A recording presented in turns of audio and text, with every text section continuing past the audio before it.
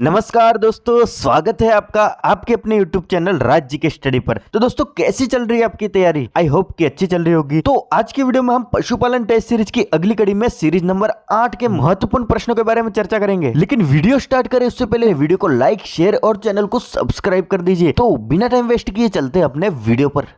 पशुपालन test series भाग 8। इसमें हमारा पहला प्रश्न हो जाएगा, भैंस में मद लक्षण गाय की अपेक्षा कम दिखाई देते हैं, इसे क्या कहा जाता है? Lactation period, silent hit, buffalo hit या वर्टिसाइल ग्रोथ? तो इसका आंसर हो जाएगा बी। इसको साइलेंट हिट के नाम से जाना जाता है। जो भैंस में मद के लक्षण गाय की अपेक्षा कम दिखाई देते हैं, इसको कहा जाता है साइलेंट हिट। लैक्टेशन पीरियड का मतलब होता है औसतन दुग्ध काल।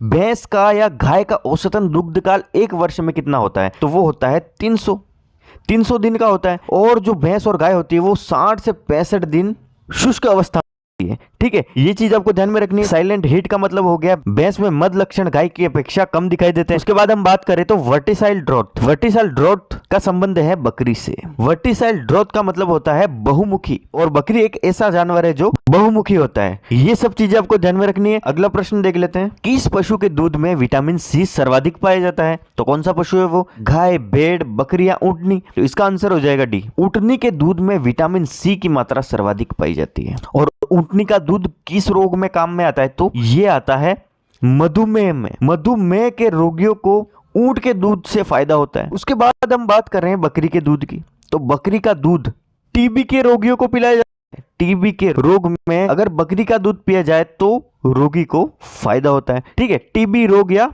क्षय रोग, इसको क्षय रोग के नाम से भी जाना जाता है। ठीक है, अगर हम बात करें भेड़ के दूध की, तो भेड़ के दूध में एंटीऑक्सीडेंट की मात्रा सर्वाधिक पाई जाती है, मतलब प्रतिरक्षा तंत्र को बढ़ाता है।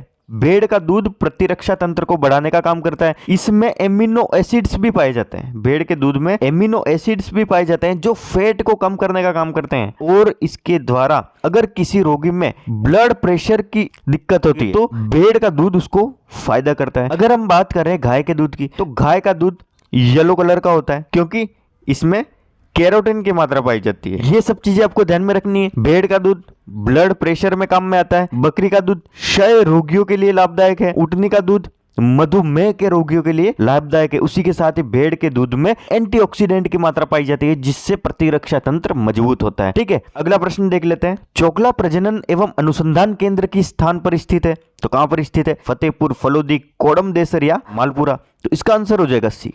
कोडम देसर में चोकला प्रजनन एवं अनुसंधान केंद्र स्थित है। अब ये कोडम देसर कहां पर स्थित है? ये स्थित है बीकानेर जिले में। बीकानेर की कोलायत तहसील के कोडम देसर में चोकला प्रजनन एवं अनुसंधान केंद्र स्थित है। ये चीज आपको ध्यान में रखनी है। अगला प्रश्न देख लेते हैं, कृत्रिम योनि में वीर्य विसर्जित करते समय कितने डिग्री का कोण होना चाहिए?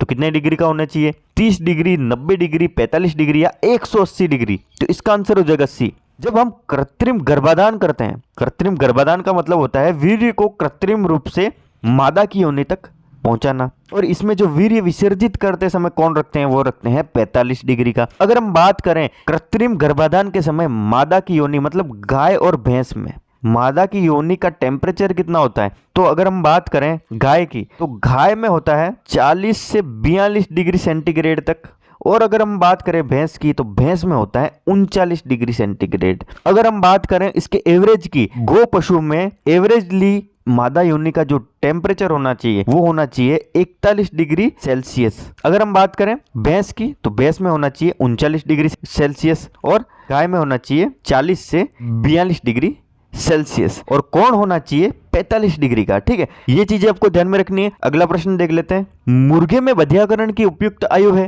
कितने आयु में किया जाता है मुर्गे में बधियाकरण? 2 सप्ताह, 7 सप्ताह, 10 सप्ताह या 5 सप्ताह? तो इसका आंसर हो जाएगा बी। 7 सप्ताह की उम्र में मुर्गे में बधियाकरण किया जाता है। बधियाकरण का मतलब क्या है? बधियाकरण नर में और मादा में भी किया जाता है। नर में अंडकोशों को और मादा में अंडाशयों को। नर में अंडकोशों और मादा में अंडाशयों को निकालकर पशु को नपुंसक कर दिया जाता है, उसी को कहा जाता है बधियाकरण करना। और मुर्गे में किया जाता है 7 सप्ताह की उम्र में। बधियाकरण के फायदे क्या है? बधियाकरण करने से पशु की नस्लों में सुधार किया जा सकता है। किस प्रकार से किया जाता है? अगर हम पशु में बधियाकरण नहीं करेंगे तो उससे प्राप्त होने वाली जो संतति है वो असक्षम प्राप्त हो जाएगी। मतलब पीढ़ी दर पीढ़ी चलती जाएगी, पीढ़ियां चलती जाएगी, तो उसमें लक्षणों में कमी आ जाएगी। तो हम बधियाकरण करके उनकी जो पीढ़ी है उसको रोक लेते हैं और उसके बाद हम या तो 2 नस्लों का क्रॉस करवा लेते हैं या उसकी पीढ़ी को रोककर किसी और से क्रॉस करवाकर उससे अच्छी संतति प्राप्त कर लेते हैं। इससे अच्छे और सक्षम किस प्रकार से, तो दूध में और भारवाहक नस्लों में हम बात करें तो भारवाहक नस्लों में सक्षम प्रजाति के पशु प्राप्त कर सकते हैं। तो मुर्गे में बधियाकरण किया जाता है 7 सप्ताह की उम्र पर। ठीक है, अगला प्रश्न देख लेते हैं। पशुओं में दूध उतारने के लिए कौन सा हार्मोन उत्तरदायी है? तो कौन सा है? एड्रिनलिन, प्रोलैक्टिन, ऑक्सीटोसिन या टेस्टोस्टेरोन? इसका आंसर हो जाएगा सी। ऑक्सीटोसिन जो हार्मोन है वो पशुओं में दूध उतारने के लिए उत्तरदायी है। अगर पशु दूध को ऊपर चढ़ा लेता है तो इसको ऑक्सीटोसिन का इंजेक्शन दिया जाता है और आजकल इस ऑक्सीटोसिन के इंजेक्शन को गलत रूप से उपयोग में लिया जाता है। अधिक दूध प्राप्त करने के लिए ऑक्सीटोसिन का टीका लगाया जाता है पशु को, जो पशु के लिए हानिकारक होता है। अगर हम बात करें एड्रिनलिन की, तो एड्रिनलिन जो हार्मोन है उसको कहा जाता है आपातकालीन हार्मोन। आपातकालीन स्थिति में लड़ने या भागने के लिए प्रेरित करता है पशु को ये। अगर हम बात करें प्रोलैक्टिन की, तो प्रोलैक्टिन हार्मोन जो है वो स्तन ग्रंथियों में पाया जाता है। ये दुग्ध उत्पादन में सहायक होता है। और जो प्रोलैक्टिन हार्मोन है वो किससे कंट्रोल होता है? तो वो होता है पिट्यूटरी ग्लैंड से। और प्रोलैक्टिन हार्मोन होता है वो स्तन हार्मोन है जो दूध निर्माण में काम में आता है। अगर हम बात करें ऑक्सीटोसिन की, तो ये दूध को उतारने में काम में आता है। और अगर हम बात करें टेस्टोस्टेरोन हार्मोन की, तो टेस्टोस्टेरोन हार्मोन है वो नर पशुओं में पाया जाता है। नर पशुओं में प्रजनन के लिए उत्तरदायी हार्मोन होता है वो है टेस्टोस्टेरोन हार्मोन। अगर हम बात करें सर्वाधिक टेस्टोस्टेरोन हार्मोन किस पशु में पाया जाता है, तो ये पाया जाता है शार्क में। शार्क में सर्वाधिक टेस्टोस्टेरोन हार्मोन पाया जाता है और सबसे कम पाया जाता है बिल्ली में। ये सब चीजें आपको ध्यान में रखनी है। अगला प्रश्न देख लेते हैं। स्वच्छ दूध होता है वह दूध जो सांप एवं जीवाणु रहित बर्तन में हो, वह दूध जो सांप एवं बीमारी रहित जानवरों से प्राप्त हुआ हो, वह दूध जो बीमारी रहित ग्वालों द्वारा निकाला गया हो, या उपरोक्त सभी? इसका आंसर हो जाएगा उपरोक्त सभी। दूध हम निकालें तो इसके लिए दूध में साफ बर्तन होना चाहिए और जीवाणु रहित, तो ये राइट हो जाएगा। वह दूध जो सांप एवं बीमारी रहित जानवरों से प्राप्त हुआ हो। ठीक है, जैसे हम बात करें एंथ्रेक्स बीमारी है वो पशुओं से इंसानों में फैलती है, तो एंथ्रेक्स जो बीमारी है वो जीवाणु जनित बीमारी है। अब पशु में अगर एंथ्रेक्स रोग फैला हुआ है तो उसका जीवाणु दूध के द्वारा मनुष्य में फैल सकता है, तो ये भी चीज राइट है। वह दूध जो बीमारी रहित ग्वालों द्वारा निकाला गया हो, अगर ग्वाले में कोई बीमारी उसके द्वारा दूध निकालते समय वह दूध के द्वारा अन्य लोगों में फैल सकती है। ठीक है, तो इसका आंसर हो जाएगा उपरोक्त सभी। दूध की स्वच्छता के लिए ये तीनों पॉइंट मायने रखते हैं। ठीक है, अगला प्रश्न देख लेते हैं। बकरी के दूध में वसा की मात्रा कितने प्रतिशत पाई जाती है? 3.45%, 4%, 6.25% या 1.5%? तो इसका आंसर हो जाएगा बी। बकरी के दूध में 4% वसा पाई जाती है। 3.45% क्या है? तो ये है गाय के दूध में प्रोटीन की मात्रा। गाय के दूध में प्रोटीन की मात्रा 3.45% पाई जाती है और बकरी के दूध में वसा की मात्रा पाई जाती है 4%। अगला प्रश्न देख लेते हैं। निम्न में से किस प्रकार के दांत भैंस में अनुपस्थित होते हैं? रदनक, अग्रचर्वण, कृतंक या चर्वणक? तो इसका आंसर हो जाएगा ए। जो रदनक दांत होते हैं वो भैंस में नहीं पाए जाते हैं, ये पाए जाते हैं मनुष्य में, और मनुष्य में 4 जोड़ी। ठीक है, तो भैंस में अग्रचर्वण, कृतंक और चर्वणक दांत पाए जाते हैं, अनुपस्थित होते हैं रदनक दांत। अगला प्रश्न देख लेते हैं। किस उम्र में मुर्गियों में चोंच दोबारा काटी जा सकती है? तो हम बात कर रहे हैं मुर्गियों में चोंच जो काटी जाती है पहली बार काटी जाती है 10 से 14 दिन के अंदर। सबसे बेस्ट होता है 10 से 14 दिन के अंदर मुर्गियों में चोंच काटना। और अगर हम बात करें दोबारा काटने की 45 दिन, 30 दिन, 70 दिन या 90 दिन, तो इसका आंसर हो जाएगा डी। 90 दिन या 3 माह बाद मुर्गियों में चोंच को दोबारा काटा जाता है और फर्स्ट बार काटा जाता है 10 से 14 दिन के अंदर। ठीक है, ये चीज आपको ध्यान में रखनी है। अगला प्रश्न देख लेते हैं। प्रौढ़ नर मुर्गे क्या कहलाते हैं? मुर्गा, फाउल, कॉक या बाउल? तो इसका आंसर हो जाएगा सी। प्रौढ़ नर मुर्गों को कॉक के नाम से जाना जाता है। ठीक है, अगला प्रश्न देख लेते हैं। जैव चिकित्सीय निस्तारण तकनीक केंद्र कहां पर स्थापित किया गया है? तो इसका आंसर क्या हो जाएगा? बीकानेर, अलवर, भीलवाड़ा या उदयपुर? तो इसका आंसर हो जाएगा ए। जैव चिकित्सीय निस्तारण तकनीक केंद्र बीकानेर में स्थापित किया गया है। अगला प्रश्न देख लेते हैं। हे चारे में किसकी मात्रा अधिक होती है? किसकी होती है? कार्बोहाइड्रेट, प्रोटीन, खनिज लवण या उपरोक्त सभी? इसका आंसर हो जाएगा बी। हे चारा होता है सूखा चारा और सूखे चारे में सर्वाधिक प्रोटीन की मात्रा पाई जाती है। अगर हम बात करें गीले चारे की, जिसको कहा जाता है साइलेज, साइलेज में सर्वाधिक कार्बोहाइड्रेट की मात्रा पाई जाती है। ये चीज आपको ध्यान में रखनी है। अगला प्रश्न देख लेते हैं। निम्न में से चारा संरक्षण के प्रकार है? साइलेज, है, लूम या उपरोक्त सभी? तो साइलेज को कहा जाता है गीले चारे को परिरक्षित करना, हे को कहा जाता है सूखा चारा, सूखे चारे को परीक्षित करना हे कहलाता है। लूम कहा जाता है, हमारे राजस्थान में लूम कहा जाता है, खेजड़ी की जो पत्तियां होती है इनको कहा जाता है लूम, और खेजड़ी की पत्तियों को परिरक्षित करना लूम का चारा कहलाता है। तो ये तीनों ही चारा संरक्षण के प्रकार हैं, तो इसका आंसर हो जाएगा डी, उपयुक्त सभी। अगला प्रश्न देख लेते हैं, साइलेज के उपचार के लिए कितने प्रतिशत यूरिया की आवश्यकता होती है? 1%, 2%, 3% या 4%? तो इसका आंसर हो जाएगा ए, 1% यूरिया द्वारा साइलेज को उपचारित किया जा सकता है। इसके अलावा इसमें 0.5% नमक का भी उपयोग किया जाता है, ये चीज आपको ध्यान में रखनी है। अगला प्रश्न देख लेते हैं, निम्नलिखित में से किस रोग को वूल शॉर्टर डिजीज के नाम से जाना जाता है? तो कौन सा रोग है वो? एंथ्रेक्स, गलगोंटू, मेस्टाइटिस या लंगड़ा बुखार? तो इसका आंसर हो जाएगा ए, एंथ्रेक्स को वूल शॉर्टर डिजीज के नाम से जाना जाता है। इसके अलावा जो एंथ्रेक्स रोग है वो फैलता है भेड़ और बकरी में, जुगाली करने वाले पशुओं में एंथ्रेक्स रोग फैलता है और भेड़ में ये सर्वाधिक फैलता है, इसीलिए इसको कहते हैं वूल शॉर्टर डिजीज। इस रोग के कारण ऊन की मात्रा है उसमें कमी आती है। और एंथ्रेक्स जो रोग है इसको वूल शॉर्टर डिजीज के साथ ही गिल्टी, विषहारी, बावला, जहरी बुखार और प्लीहा ज्वर, गिल्टी, विषहारी, बावला, जहरी बुखार और प्लीहा ज्वर के नाम से एंथ्रेक्स रोग को जाना जाता है। ये सब चीजें आपको ध्यान में रखनी है। अगला प्रश्न देख लेते हैं, केंद्रीय बकरी अनुसंधान केंद्र स्थित है, कहां पर स्थित है? आगरा, मंदसौर, इटावा या मथुरा? तो इसका आंसर हो जाएगा डी, केंद्रीय बकरी अनुसंधान केंद्र स्थित है मथुरा। और मथुरा में भी कहां पर? तो मकदुम मथुरा में स्थित है केंद्रीय बकरी अनुसंधान केंद्र। राजस्थान में भी एक बकरी से रिलेटेड अनुसंधान केंद्र स्थित है, जो कौन सा है? वो है बकरी विकास एवं चारा उत्पादन केंद्र। बकरी विकास एवं चारा उत्पादन केंद्र कहां पर स्थित है? तो अजमेर में, अजमेर के रामसर में, अजमेर के रामसर में बकरी विकास एवं चारा उत्पादन केंद्र स्थित है। तो केंद्रीय बकरी अनुसंधान केंद्र स्थित है मथुरा में, और मथुरा में भी कहां पर? तो मकदुम मथुरा में। ठीक है, ये सब चीजें आपको ध्यान में रखनी है। अगला प्रश्न देख लेते हैं, हमारे देश के कुल दूध उत्पादन में राजस्थान का कितना प्रतिशत योगदान है? तो कितना है? 18% से अधिक, 15% से अधिक, 19% से अधिक या 21% से अधिक? तो इसका आंसर हो जाएगा बी, 15% से अधिक दूध का उत्पादन राजस्थान द्वारा किया जाता है पूरे देश में। ये चीज आपकी क्लियर होगी। और भारत का विश्व में दूध उत्पादन और खपत में पहला स्थान है, ये चीज भी आपको ध्यान में रखनी है। अगला प्रश्न देख लेते हैं, राजस्थान में सबसे अच्छी भारवाहक व कृषि क्रियाओं के लिए उपयुक्त गाय की नस्ल है, कौन सी है? थारपारकर, नागौरी, लाल सिंधी या कांकरेज? तो इसका आंसर हो जाएगा बी, राजस्थान की परिस्थितियों के अनुसार देखें तो नागौरी नस्ल है सबसे अच्छी भारवाहक नस्ल है। ठीक है, अगर हम बात करें भारत की, तो भारत में सबसे अच्छी भारवाहक नस्ल है वो है अमृत महल।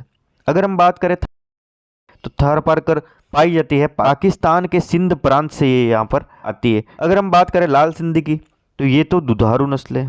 ठीक है, अगर हम बात करें कांकरेज की तो ये भारवाहक नस्ल है, लेकिन इसका जो उत्पत्ति स्थान है वो है कच्छ का रण, कच्छ के रण से उत्पत्ति है इसकी, और ये पाई जाती है सर्वाधिक बाड़मेर जिले में। लेकिन जो नागौरी नस्ल है वो राजस्थान में सबसे अच्छी भारवाहक नस्ल है और इसकी उत्पत्ति भी राजस्थान से है। ठीक है, ये चीज आपको ध्यान में रखनी है। अगला प्रश्न देख लेते हैं, केचुआ किस प्रकार की भूमि में सर्वाधिक पाया जाता है? लवणीय, शुष्क भूमि, नम भूमि या बंजर भूमि? तो इसका आंसर हो जाएगा सी, नम भूमि में सर्वाधिक केचुए पाए जाते हैं और ये प्रति हेक्टर 50,000 से 4 लाख तक पाए जाते हैं। किसमें? तो नम भूमि में। अगला प्रश्न देख लेते हैं, हड्डियों के उपयोग के संदर्भ में सत्य कथन है, तो कौन सा कथन सत्य है? अतीत में बटन निर्माण में, तांबा गलाने में, चांदी शोधन में या उपरोक्त सभी? तो इसका आंसर हो जाएगा डी, इन सभी कार्यों में हड्डियों का उपयोग किया जाता है पशुओं की। अतीत में मतलब पहले पुराने जमाने में बटन निर्माण में हड्डियों का उपयोग किया जाता था। ठीक है,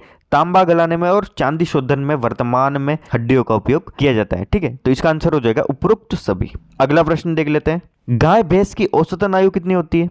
15 से 18 वर्ष, 10 से 12 वर्ष, 20 से 23 वर्ष या 28 से 30 वर्ष? तो इसका आंसर हो जाएगा सी, 20 से 23 वर्ष गाय भैंसों की औसतन आयु होती है। और आपको पता ही होगा गाय का जो वैज्ञानिक नाम है वो क्या है? इंडियन गाय का है बोस इंडिकस, और विदेशी गाय का क्या नाम है? तो बोस टारटस। और भैंस का वैज्ञानिक नाम क्या है ये पूछ लिया जाए तो बुबेलस बुबेलिस। ये सब चीजें आपको ध्यान में रखनी है। तो गाय और भैंस की औसतन आयु 20 से 23 वर्ष की। ठीक है, अगला प्रश्न देख लेते हैं, गाय भैंसों में सभी अस्थायी अग्रचर्वण दांत किस उम्र में निकल जाते हैं? तो इसका आंसर क्या हो जाएगा? 15 दिन में, 1 माह में, 1.5 माह में या 3 माह में? तो प्रश्न ये कह रहा है कि सभी अस्थायी दांत सभी अस्थायी दांत मतलब गाय और भैंस में, पशुओं में 4 जोड़ी अस्थायी दांत पाए जाते हैं। अगर हम बात करें सभी अस्थायी दांतों की, तो गाय और भैंस में एक सप्ताह में एक अस्थायी दांत निकलता है, तो दूसरा निकलता है दूसरे सप्ताह में, तीसरे सप्ताह में तीसरा निकलता है और चौथे सप्ताह में चौथा जोड़ी अस्थायी अग्रचर्वण दांत निकलता है। तो टोटल मिलाकर 4 जोड़ी निकलने में कितना समय लगा? तो ये लगा 4 सप्ताह। 4 सप्ताह मतलब 1 माह। ठीक है, तो इसका आंसर हो जाएगा बी। 1 माह की उम्र में गाय भैंसों में सभी अस्थायी अग्रचर्वण दांत निकल जाते हैं। ठीक है, अगला प्रश्न देख लेते हैं। एक प्लास्टिक की बोतल के विघटन में कितना समय लगता है? 150 वर्ष से अधिक, 300 वर्ष से अधिक, 400 वर्ष से अधिक या इनमें से कोई नहीं? तो इसका आंसर हो जाएगा सी। एक प्लास्टिक बोतल के विघटन में 400 वर्ष से अधिक का समय लगता है। अगला प्रश्न देख लेते हैं। दुधारू किस्म के बछड़े का मूल्यांकन करते समय किन बातों का ध्यान रखना चाहिए?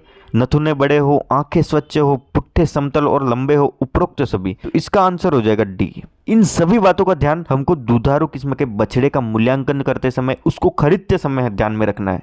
लेकिन इससे भी पहले एक चीज हमको देखनी है, ये तो बाद की बात है। सबसे पहले तो हमको देखनी उसकी वंशावली। वंशावली को देख के सबसे पहले बछड़े का मूल्यांकन करना चाहिए। अगर इसकी वंशावली उपलब्ध नहीं है उनके पास में, हमको उसको उसके नथुने देखने, आंखें देखनी है, पुट्ठे समतल है कि नहीं ये देखने। उसके अलावा हमको पशु का चेहरा साफ है या नहीं, सुदृढ़ है या नहीं, टांगे सीधी होनी चाहिए, नथुने बड़े होने चाहिए, आंखें स्वच्छ होने चाहिए, पुट्ठे समतल होने चाहिए और लंबे होने चाहिए। उसी के साथ ही टांगे सीधी होनी चाहिए, छाती बड़ी होनी चाहिए, जबड़े बड़े होने चाहिए, चेहरा साफ और सुदृढ़ होना चाहिए। ये सब चीजें आपको बछड़े के मूल्यांकन करते समय ध्यान में रखनी है। अगला प्रश्न देख लेते हैं। श्री गोगामेडी पशु मेला किस जिले में आयोजित होता है? तो इसका आंसर क्या हो जाएगा? डिडवाना, कुचामन, हनुमानगढ़, झालावाड़ या नागौर? तो इसका आंसर हो जाएगा बी। श्री गोगामेडी पशु मेला लगता है हनुमानगढ़ में। और ये कब लगता है? तो ये लगता है श्रावण शुक्ल पूर्णिमा से भाद्रपद शुक्ल पूर्णिमा, मतलब 1 महीने तक गोगामेडी पशु मेला हनुमानगढ़ में बढ़ता है। और यहाँ पर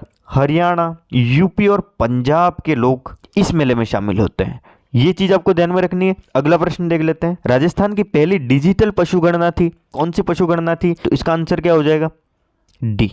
20वीं पशु गणना ऐसी पशु गणना थी जो राजस्थान में पहली बार की गई थी डिजिटल रूप में। और ये 20वीं पशु गणना कब हुई थी? तो ये हुई थी 2019 में। जो लेटेस्ट पशु गणना हुई है वो डिजिटल हुई है। अगर हम बात करें राजस्थान की पहली ऐसी पशु गणना जो नस्ल आधारित हुई थी, इसका आंसर हो जाएगा बी। नस्ल आधार पर पहली पशु गणना थी 18वीं पशु गणना जो हुई थी 2007 में। और जो 20वीं पशु गणना है वो ऐसी पशु गणना है जो डिजिटल रूप में हुई थी और वो हुई थी 2019 में, जो लेटेस्ट पशु गणना है। ठीक है, ये चीज आपको ध्यान में रखनी है। अगला प्रश्न देख लेते हैं। बायोगैस संयंत्र स्थापित करने हेतु तो आदर्श स्थितियां हैं, कौन सी स्थितियां होनी चाहिए? दैनिक तापमान 20 डिग्री सेंटीग्रेड से अधिक होना चाहिए, नियमित गैस की मांग होनी चाहिए, गोबर की प्रचुर मात्रा होनी चाहिए या उपरोक्त सभी? तो इसका आंसर हो जाएगा डी। ये सभी स्थितियां होनी चाहिए। अगर हमको बायोगैस संयंत्र स्थापित करना है तो ये तीनों परिस्थितियां होनी चाहिए। अगर हम बात करें दैनिक, तो 20 डिग्री सेंटीग्रेड पूरे वर्ष में 20 डिग्री सेंटीग्रेड एवरेज तापमान होना जरूरी है। नियमित गैस की मांग, गोबर गैस प्लांट या हम बात करें बायोगैस प्लांट की, संयंत्र की, उसको उसी जगह पर लगाना चाहिए जहां पर जो गैस की मांग है वो सर्वाधिक है। और अगर हम बात करें प्रचुर गोबर की मात्रा, तो जहां पर गोबर की मात्रा प्रचुर मात्रा में, जहां पर पशुओं की संख्या ज्यादा है वहां पर ही हमको गोबर गैस संयंत्र लगाना चाहिए। और पशुओं को एक जगह पर चराना चाहिए ताकि उनका जो गोबर है वो एक जगह पर इकट्ठा होगा और एक जगह से हमको लेने में दिक्कत नहीं होगी, गोबर को लेने में आसानी होगी। ठीक है, ये तीनों परिस्थितियां गोबर गैस संयंत्र स्थापित करने हेतु आदर्श मानी गई। ठीक है, अगला प्रश्न देख लेते हैं। क्रीम में वसा की मात्रा कम से कम होनी चाहिए, कम से कम कितनी होनी चाहिए? 20% से अधिक, 10% से अधिक, 15% से अधिक या 25% से अधिक? तो इसका आंसर हो जाएगा ए। 20% से अधिक कम से कम क्रीम में वसा की मात्रा होनी चाहिए। अगर हम बात करें क्रीम की, तो क्रीम होती है 3 प्रकार की। पहली होती है टेबल क्रीम, दूसरी होती है व्हिपिंग क्रीम और तीसरी होती है रिच क्रीम। टेबल क्रीम मतलब सबसे पतली क्रीम, व्हिपिंग क्रीम का मतलब होता है मध्यम क्रीम और रिच क्रीम का मतलब होता है गाढ़ी क्रीम। क्रीमों को 3 भागों में बांटा गया है, टेबल क्रीम, व्हिपिंग क्रीम और रिच क्रीम। ठीक है, ये चीज आपको ध्यान में रखनी है। तो क्रीम में वसा की मात्रा कम से कम होनी चाहिए 20% से अधिक। ठीक है, अगला प्रश्न देख लेते हैं। गाय के शुद्ध दूध से तैयार मावे का उत्पादन होता है। जो गाय का शुद्ध दूध होता है उससे कितना प्रतिशत मावे का उत्पादन हो जाता है? 20 से 25%, 18 से 20%, 22 से 27% या 15 से 16%? तो इसका आंसर हो जाएगा बी। 18 से 20% गाय के शुद्ध दूध से मावे का निर्माण हो जाता है। अगला प्रश्न देख लेते हैं, निम्नलिखित में से कौन सा बिंदु भैंस के अच्छे घी की पहचान नहीं करता है? रवेदार और उचित आकार, हल्का पीला रंग, खटास की मात्रा नहीं होना, नमी नहीं होना। तो इसका आंसर हो जाएगा बी, हल्का पीला रंग भैंस के दूध का और घी का नहीं होता है। भैंस के घी का जो रंग होता है वो होता है सफेद। लेकिन ये जो 3 विशेषताएं वो भैंस के दूध में होती है। रवेदार और उचित आकार होता है, खटास की मात्रा नहीं होनी चाहिए और नमी की मात्रा नहीं होनी चाहिए, तो भैंस का दूध सबसे अच्छा होता है। लेकिन जो हल्का पीला रंग है वो विशेषता होती है गाय के घी की, क्योंकि गाय का जो दूध और घी होता है वो पीले रंग का होता है, ठीक है, और भैंस का होता है सफेद रंग का। किसके कारण होता है? तो केसिन के कारण होता है। और जो पीले रंग का गाय का घी होता है वो होता है कैरोटीन के कारण, ठीक है। ये चीजें आपको ध्यान में रखनी है। अगला प्रश्न देख लेते हैं, किस माह में दूध में वसा की मात्रा सर्वाधिक होती है? तो कौन से माह में होती है? अप्रैल, मई, सितंबर या नवंबर? तो इसका आंसर हो जाएगा डी, नवंबर माह में किसी भी पशु के दूध में वसा की मात्रा सर्वाधिक पाई जाती है, ठीक है।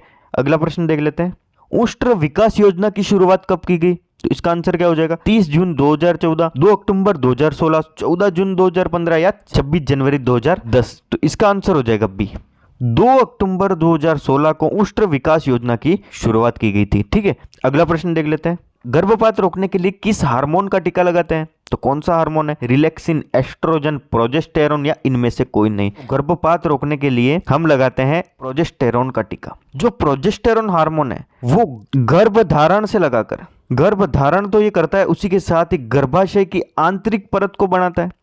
इसके लिए जिम्मेदार है कौन सा हार्मोन? तो एस्ट्रोजन हार्मोन। उसी के साथ ही ये मादा जो होती है उसमें ममत्व का विकास करता है। कौन सा हार्मोन? Oestrogen hormone. और हमारा प्रश्न है, गर्भपात रोकने के लिए किस हार्मोन का टीका लगाया जाता है? तो एस्ट्रोजन हार्मोन का टीका लगाया जाता है, क्योंकि जो एस्ट्रोजन हार्मोन है वो गर्भधारण के लिए जिम्मेदार होता है। ये चीज आपको ध्यान में रखनी है। अगला प्रश्न देख लेते हैं, भारत में मुर्रा के बाद भैंसों में सबसे अच्छी नस्ल मानी जाती है? कौन सी नस्ल मानी जाती है? मेहसाना, सूरती, जाफराबादी या नीली रावी? तो इसका आंसर हो जाएगा डी, नीली रावी। मुर्रा भैंस के बाद दूध देने के मामले में भारत की दूसरी दुधारू नस्ल है। सर्वाधिक दूध देती है मुर्रा नस्ल, उसके बाद दूध देती है नीली रावी। अगर हम बात करें इसके उत्पत्ति स्थान की, तो नीली रावी का उत्पत्ति स्थान है पाकिस्तान। पाकिस्तान का मोंटगोमरी और फिरोजपुर जिला। और जो नीली रावी है वो पाई जाती है भारत में सतलज नदी के किनारे। अगर हम बात करें जाफराबादी भैंस की, तो ये पाई जाती है गुजरात के काठियावाड़ी क्षेत्र में। काठियावाड़ी क्षेत्र से इसकी उत्पत्ति है। सूरती जो भैंस है इसकी उत्पत्ति है बड़ौदा, गुजरात का। और मेहसाना जो भैंस है इसकी उत्पत्ति है गुजरात का बड़ौदा। और मेहसाना जो भैंस है इसका जो विकास किया गया था वो किया गया था मुर्रा और सूरती के संकरण से। ये चीज आपको ध्यान में रखनी है। अगला प्रश्न देख लेते हैं, निम्न में से रोमन नाग किस भेड़ की विशेषता है? तो कौन सी भेड़ की विशेषता है? मगरा, चोकला, अविकालीन या लोही? तो इसका आंसर हो जाएगा बी, चोकला भेड़, जो शेखावटी एरिया में पाई जाती है। सीकर, जुन्नू, चूरू और नीमका थाना 4 जिलों में ये सर्वाधिक पाई जाती है। और जो रोमन नाग है वो इस भेड़ की प्रमुख विशेषता है। और इसकी प्रमुख विशेषता ये है कि इनके जो मेमने हैं उनकी मृत्यु दर सर्वाधिक होती है। जो भेड़ों में मेमनों की जो सर्वाधिक मृत्यु दर होती है वो होती है चोकला नस्ल की भेड़ में। अगर हम बात करें मगरा की, तो मगरा पाई जाती है बीकानेर में। अविकालीन की बात करें, अविकालीन का जो उत्पत्ति स्थान है वो है CSWRI, केंद्रीय भेड़ एवं ऊन अनुसंधान संस्था, जो कहां पर स्थित है? तो टोंक जिले के मालपुरा में। टोंक जिले के मालपुरा में स्थित है CSWRI, केंद्रीय भेड़ एवं ऊन अनुसंधान संस्था, जिन्होंने विकास की है अविकालीन भेड़ का। तो लोही पाई जाती है बीकानेर में। और लोही को ही पुंगल भेड़ के नाम से जाना जाता है। पुंगल और लोही भेड़ एक ही भेड़ है जो बीकानेर में पाई जाती है। और मगरा भेड़ भी बीकानेर में पाई जाती है। तो जो रोमन नाक वाली विशेषता है वो किस भेड़ की है? तो चोकला भेड़ की है, ठीक है। ये चीज आपको ध्यान में रखनी है। अगला प्रश्न देख लेते हैं, राजस्थान में न्यूनतम ऊंटों की संख्या किस जिले में है? श्री गंगानगर, बीकानेर, प्रतापगढ़ या नागौर? तो इसका आंसर हो जाएगा सी, प्रतापगढ़ जिले में सबसे कम ऊंट पाए जाते हैं। अगर हम बात करें सर्वाधिक ऊंटों की, तो सर्वाधिक ऊंट पाए जाते हैं राजस्थान के जैसलमेर जिले में। अगर हम बात करें भारत में सर्वाधिक ऊंट कहां पर पाए जाते हैं, तो ये पाए जाता है राजस्थान में। राजस्थान में सर्वाधिक ऊंट पाए जाते हैं। सर्वाधिक ऊंट राजस्थान के जैसलमेर जिले में पाए जाते हैं और सबसे कम ऊंट पाए जाते हैं प्रतापगढ़ जिले में, ठीक है। अगला प्रश्न देख लेते हैं, भारतीय गायों में गाय की सबसे भारी नस्ल है? कौन सी नस्ल है? साहिवाल, कांकरेज, गिर या लाल सिंधी? इसका आंसर हो जाएगा बी, भारतीय जो गाय है उसमें सर्वाधिक भारी नस्ल है कांकरेज नस्ल। अगर हम बात करें विदेशी गायों में, तो विदेशी गायों में सबसे भारी नस्ल है होल्स्टीन फ्रीजियन। होल्स्टीन फ्रीजियन जिसका उत्पत्ति स्थान है हॉलैंड, ठीक है। और भारतीय गायों में सर्वाधिक भारी नस्ल है कांकरेज नस्ल। कांकरेज नस्ल का जो उत्पत्ति स्थान है वो है कच्छ का रण, गुजरात। और अगर हम बात कर रहे हैं सर्वाधिक कांकरेज गाय की नस्ल कहाँ पर पाई जाती है, राजस्थान में, तो ये पाई जाती है बाड़मेर जिले में। और जो कांकरेज नस्ल का पशु होता है वो सवाई चाल के लिए प्रसिद्ध होता है। सवाई चाल कौन सी नस्ल के पशु चलते हैं, तो कांकरेज नस्ल के पशु। ये चीज आपको ध्यान में रखनी है। अगला प्रश्न देख लेते हैं। भेड़ के समूह को कहा जाता है, क्या कहा जाता है, पेन, रेवर, फोक या बीवसी दोनों। तो इसका आंसर हो जाएगा डी। भेड़ का जो समूह होता है उसको रेवर भी कहा जाता है और फोक भी कहा जाता है। रेवर कहा जाता है हिंदी में, फोक कहा जाता है इंग्लिश में, ठीक है। तो भेड़ के समूह को कहा जाता है रेवर और फोक। अगला प्रश्न देख लेते हैं। रेगिस्तान का चलता फिरता फ्रिज कहलाता है, किस जानवर को कहा जाता है, ऊंट, भेड़, बकरी या घोड़ावन। तो इसका आंसर हो जाएगा सी। रेगिस्तान का चलता फिरता फ्रिज बकरी को कहा जाता है। अगला प्रश्न देख लेते हैं। बकरी में श्वास गति कहां से नापी जाती है, तो इसका आंसर क्या हो जाएगा, थूथन से, गुदा से, धमनी से या इनमें से कोई नहीं। इसका आंसर हो जाएगा ए। बकरी में जो श्वास गति नापी जाती है वो थूथन से नापी जाती है। अगर हम बात करें बकरी में तापमान की, तो बकरी में तापमान नापा जाता है गुदा से। गुदा से नापा जाता है तापमान। श्वास गति नापी जाती है थूथन से और धमनी से। धमनी से नापी जाती है नाड़ी गति। कौन सी धमनी से नापी जाती है, तो कॉक्सिजियल धमनी जो उससे नापी जाती है। नाड़ी गति गुदा से नापा जाता है तापमान और थूथन से नापी जाती है श्वास गति। ये चीज आपको ध्यान में रखनी है। अगला प्रश्न देख लेते हैं। इंक्यूबेटर में चूजे निकालने के लिए अंडे रखने पर उसका तापमान होना चाहिए, कितना तापमान होना चाहिए, 108 degree Fahrenheit, 100 degree Fahrenheit, 105 degree Fahrenheit या 94 डिग्री फ़ारेनहाइट। तो इसका आंसर हो जाएगा बी। जब हम इंक्यूबेटर में अंडों को चूजे निकालने के उद्देश्य से रखते हैं तो उस समय उसका तापमान होना चाहिए 100 डिग्री फ़ारेनहाइट। और अगर ये पूछ लिया जाए एग्जाम में कि कितना डिग्री सेल्सियस होना चाहिए, तो फ़ारेनहाइट में तो 100 डिग्री फ़ारेनहाइट है, तो सेल्सियस में हम इसको बदलेंगे तो 37.7 डिग्री सेल्सियस इंक्यूबेटर में चूजे निकालने के लिए अंडे रखते समय तापमान होना चाहिए। ये चीज आपको ध्यान में रखनी है। अगला प्रश्न देख लेते हैं। मुर्गी पालन व्यवसाय के कुल व्यय पर आहार पर होने वाला औसतन व्यय है। जब हम मुर्गी पालन करते हैं तो उसमें जो कुल व्यय होता है उसमें आहार पर कितना खर्च होता है, तो इसका आंसर क्या हो जाएगा, 20 से 30%, 30 से 40%, 50 से 60% या 60 से 70%। तो इसका आंसर हो जाएगा डी। जब हम मुर्गी पालन करते हैं तो इसमें 60 से 70% जो खर्चा हो जाता है वो हो जाता है उसके आहार पर। ये चीज आपको ध्यान में रखनी है। अगला प्रश्न देख लेते हैं। पशु 24 घंटे में कितने घंटे जुगाली करता है, तो इसका आंसर क्या हो जाएगा, 12 घंटे, 8 घंटे, 4 घंटे या 10 घंटे। तो इसका आंसर हो जाएगा बी।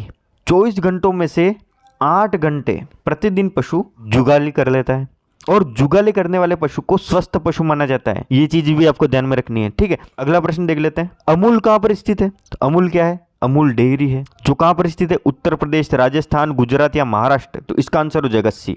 जो अमूल है वो स्थित है गुजरात में। AMUL, आनंद मिल्क यूनियन लिमिटेड, आनंद मिल्क यूनियन लिमिटेड अमूल की फुल फॉर्म में, और ये स्थित है भारत के गुजरात में, ठीक है। ये चीज आपको ध्यान में रखनी है। अगला प्रश्न देख लेते हैं। सांड के वीर्य का पीएच कितना होता है, 6.4, 4.5, 3.5 या 7.5। तो इसका आंसर हो जाएगा ए।